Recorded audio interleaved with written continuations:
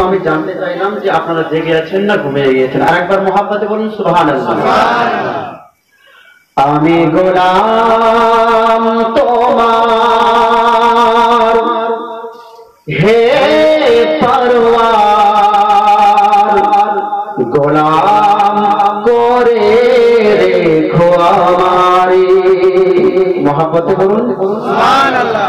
আমি গোলাম তোমার হে পরওয়ার, গোলাম করে রেখো আমারে।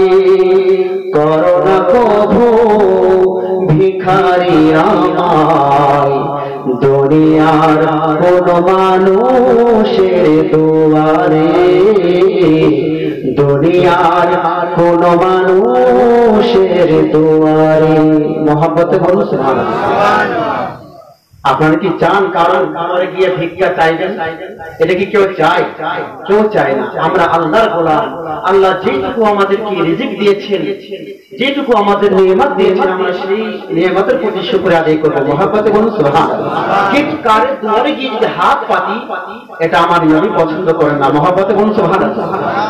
আমি গোলাম তোমার হে পরওয়ার, গোলাম করে রেখো আমারে।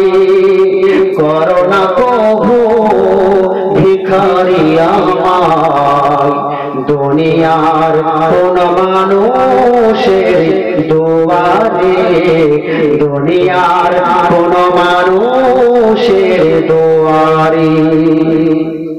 খালিক ও মালিক তুমি আল্লাহ,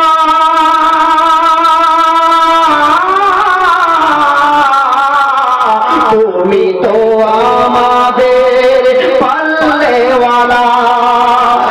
ধরে বলুন সুবহানাল্লাহ। খালিক ও মালিক তুমি আল্লাহ, তুমি তো আমাদের পাল্লেওয়ালা। দাও তৌফিক কাটাতে জীবন, দাও তৌফিক কাটাতে জীবন তোমার খুশির তরে। করোনা কভু ভিখারি আমায়, দুনিয়ার কোন মানুষের দুয়ারে, দুনিয়ার কোন মানুষের দুয়ারে। আমি গোলাম তোমার হে পরওয়ার, গোলাম করে রেখো আমারে। করোনা কভু ভিখারি আমায়, দুনিয়ার কোন মানুষের দুয়ারে, দুনিয়ার কোন মানুষের দুয়ারে। আমি গোলাম তোমার।